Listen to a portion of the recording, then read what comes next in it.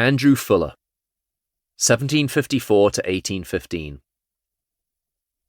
William Wilberforce, 1759 to 1833, the great evangelical politician who led the fight against the slave trade and slavery, loved having people over to his house for breakfast or a cup of tea.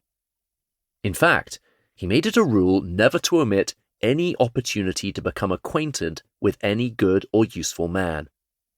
This meant, as his sons later observed, that his house was seldom free from guests, some of whom would arrive early enough in the day to join Wilberforce at his breakfast, and all of whom would provide a field for Wilberforce's remarkable conversational skills.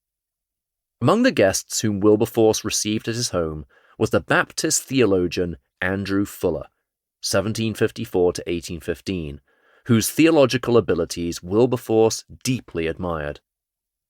On one occasion, Wilberforce endeavored to quickly introduce Fuller to one of his sons, after his arrival had been announced.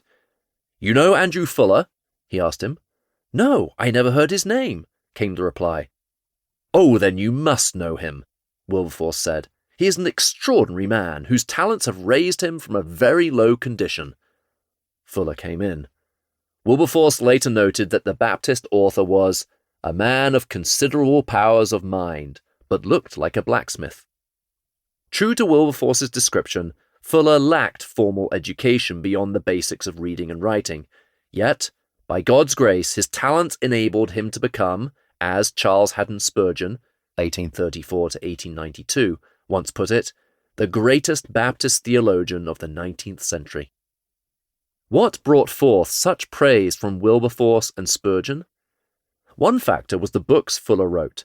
For example, one that ably refuted deism, which expressed Enlightenment thinking about God, or another book that gave a thoroughly biblical response to the hyper-Calvinism of his day, which damaged quite a number of English Baptist communities during the 18th century. The latter, in turn, led to Fuller's extensive involvement as the secretary of what came to be called the Baptist Missionary Society, whose most famous missionary was one of Fuller's closest friends, William Carey, 1761 to 1834. In fact, as the missions scholar Harry R. Burr observed, Fuller's insistence on the duty of all men everywhere to believe the gospel, which he taught especially in his works against hyper-Calvinism, played a determinative role in forming Carey's missionary vision. Lessons from Fuller's conversion.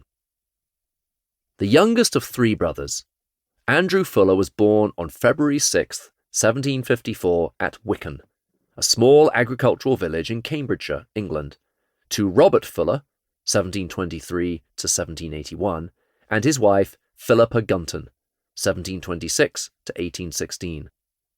His parents rented and worked a succession of dairy farms. When Fuller was 7 years of age, his parents moved to the village of Soham, about 2.5 miles from Wycombe. Once settled in Soham, they joined themselves to the Calvinistic Baptist work in that locality. The pastor of the work was John Eve, died 1782, who was a hyper-Calvinist, or, as Fuller put it, one tinged with false Calvinism in his teaching. Many years later, Fuller remembered how Eve's preaching was not adapted to awaken the conscience and had little or nothing to say to the unconverted. Thus, despite the fact that Fuller regularly attended the Baptist church, he gave little thought or heed to the sermons he heard. When Fuller was 14, though, he began to entertain thoughts about the meaning and purpose of life.